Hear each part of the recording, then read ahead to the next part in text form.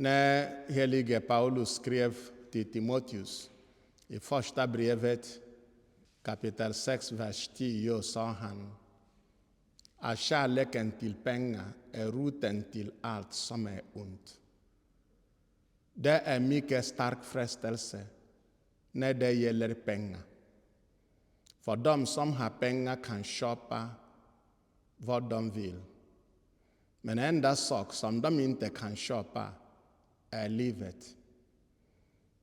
När jag tittar på de rika vid dödsbädden så ser jag att vad predikaren i Gamla testamentet sa på något sätt är sant. Att allting är förgäves. Allting.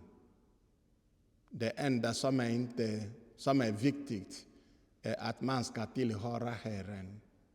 Allt annat är någonting som slutar här i världen. Hur mycket pengar man har räknas bara så länge han lever. Om man går till där de lämnar döda kroppar, den delen på sjukhuset, det är svårt att veta vem som var rik medan han levde och den som var fattig. Alla ser ut likadant. Och när man begravs, kropparna begravs. Även om man har sin kropp i en kista av guld, kroppen ändå kommer att ruttna. Kärleken till pengar är roten till allt som är ont. Judas Iskariot, det är någonting som kan hända oss. Jag undrade när man mediterar om hans liv att Jesus bad hela natten och fick den helige anden till fullo och valde 12 män bland så många lärjungar, tusentals lärjungar. Han valde 12. Och det är en av dessa 12, dessa speciella lärjungar, som lät djävulen komma in till honom i form av jag ska ge dig pengar. Vi också. Jag brukar säga att vi måste fråga hur mycket vi kan sälja Jesus. Och det är svårt. När man mediterar över detta så är det skrämmande att vi också kan göra som Judas Iskariot. Om du jobbar och du får bra lön, men du har möjlighet att jobba extra på en söndag, som betyder att du inte hinner komma till heliga mässa.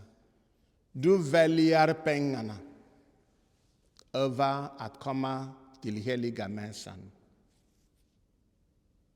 Jag säger inte att du är Judas Iskariot, men ni har någonting gemensamt. Hur mycket ska ni ge mig om jag föröder honom?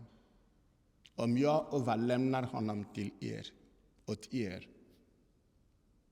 Hur mycket? En kvinna här i Sverige, en katolik, valde att avgå sitt jobb därför att i jobbet hon assisterade en läkare som gjorde abortspecialist. Och hon sa, jag är en katolik, jag ska inte fortsätta jobba här. Det strider mot mitt samvete, jag ska avgå. Det var en man som jobbade på Nigerians TV många år tillbaka. Och det var valtid och presidentens parti skrev falska nyheter. Och det var han som skulle läsa detta. Medan alla tittade på TV. Han sa nej. Jag ska inte fortsätta läsa detta. Det är falskt. Det är inte sant. Jag avgår. Och han stod upp, tog sina nycklar och papper och han lämnade TV-huset medan kameran var på. Man frågade honom, varför gjorde du det? Han sa, jag är en katolik. Det går inte ihop med min tro. Jag avgår. Kärleken till pengar är roten till allt som är fel. Judas Iskariot blev frestad och han valde pengar. Vi ser någonting här. När apostlarna frågade Jesus, lyssna till vad de frågade honom. Det är väl inte jag, Herre? De kallade honom Herre. Och Judas frågade honom, det är väl inte jag, Rabbi? Inte min Herre, utan en läraren. Det är väl inte jag, Rabbi? Och Jesus sa, du själv har sagt det. Och ändå, om han skulle välja den stunden att säga, när nu Herren vet, han vet att jag har valt att göra fel, jag ska sluta här. Det skulle sluta som frestelse och inte synd. För frestelse är inte synd. Om jag får frestelse att göra någonting fel, även om jag är på väg att göra det, om jag kommer till besinning, jag kan komma tillbaka.